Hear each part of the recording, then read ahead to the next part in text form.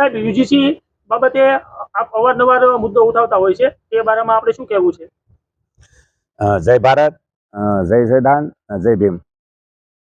હું ઓબીસી અધિકાર જાગૃતિ અભિયાન ધર્મસિંહ થાપા અને અધિકારો માટે અમે લડીએ છીએ.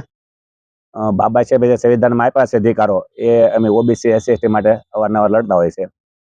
ખાસ કરીને તે જે હમણાં સુપ્રીમ કોર્ટ દ્વારા જે યુજીસી બિલ પૂરા ભારતમાં લાગુ કરવામાં આવ્યું હતું, પહેલા તો હું ઓબીસી એસસી એસટીને ખાસ કરીને કહેવા માંગુ છું અને ભણતા વિદ્યાર્થીઓને પણ આ ખાસ મારી વાત છે અને ધ્યાન દઈને સાંભળે કે પહેલા તો યુજીસી બિલ શું છે અને શા માટે લાગુ કરવામાં આવ્યું હતું. તો યુજીસી બિલ એટલે કે સમાનતા, ઇક્વાલિટી. એ કોલેજમાં અને હાઈ એજ્યુકેશનમાં જે વિદ્યાર્થીઓ સાથે ભેદભાવ કરવામાં આવે છે, તો ભેદભાવ કયા પ્રકારનો છે? કે આપણા છોકરાઓને ઓછા માર્ક આપવા, એને માનસિક રીતે ત્રાસ આપવો,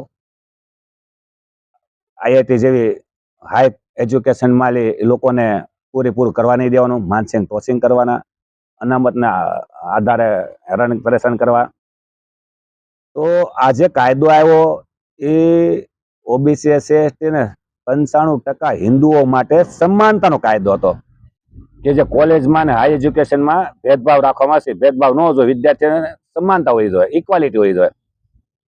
તો એ સમાનતા ઇક્વાલિટીનો કાયદો આવ્યો, તો જે સમાનતા હોવી જોઈએ, બરોબર, એ બાબતે કાયદો આવ્યો. તો સમાનતા ન હોવી જોઈએ, ભેદભાવ હોવો જોઈએ, એના માટે જે આંદોલન કરવા ઉતર્યા એ 2-3% વાણિયા બ્રાહ્મણો હતા.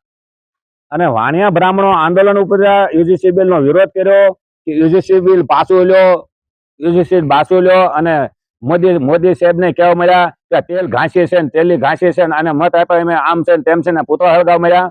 તો 3% બ્રાહ્મણો, જે 97% હિન્દુઓના વિદ્યાર્થીઓ માટે યુજીસી બિલ આવ્યું, બરોબર, એનો વિરોધ 3% બ્રાહ્મણો કર્યો. શા માટે કરવો જોઈએ? એનો અર્થ એવો છે કે બ્રાહ્મણો જ ભેદભાવ રાખવા માંગે છે. અને પાછા કહેવા મળ્યા કે જાત પાતી કરો વિદાય, હમ સબ હિન્દુ ભાઈ ભાઈ. તો આ હિન્દુ માટે જ કાયદો હતો, તો શા માટે વિરોધ કર્યો ભાઈ? તમારે કહેવામાં કાંક છે અને બોલવામાં કાંક છે, સમજા? સાવાના દાંત અલગ ને દેખાડવાના દાંત અલગ છે. એટલે ખાસ કરીને વિદ્યાર્થીઓને કહેવા માંગુ કે તમને આ જે અન્યાય થાય છે એ અન્યાય ન થાય એના માટે યુજીસી બિલ આવ્યું છે.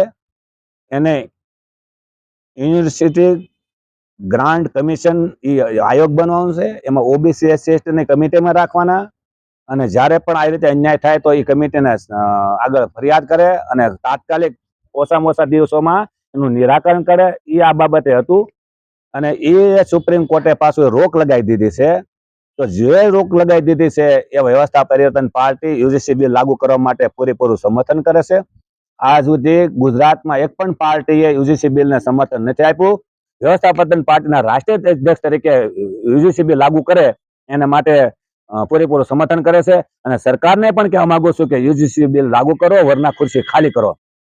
કારણ કે 97% હિન્દુઓના વિરુદ્ધમાં કોઈ કાયદો હોવો જ ન જોઈએ, સમાનતા ન હોવો જોઈએ, ઇક્વાલિટી હોવી જોઈએ. અને યુજીસી બિલ લાગુ કરવાનું છે, કરીને રહેવાનું છે. સરકારને પણ કહેવા માંગુ છું અને ભાજપ સરકારને પણ કહેવા માંગુ છું કે જે તમે કાયદો તમે રોક લગાવી દીધી છે એ તાત્કાલિક તારીખે ઓછાના ઓછા દિવસોમાં ફરીવાર લાગુ કરવામાં આવે. નકર પછી ના છૂટકે અમારે એવા પણ પ્રોગ્રામ કરવા પડશે, આંદોલન કરવા પડશે. સરકાર પણ સૂકી થાય છે. એટલે વ્યવસ્થાપન પાર્ટીના રાષ્ટ્રીય અધ્યક્ષ તરીકે આવું છું કે યુજીસી બિલ તાત્કાલિક લાગુ કરવામાં આવે.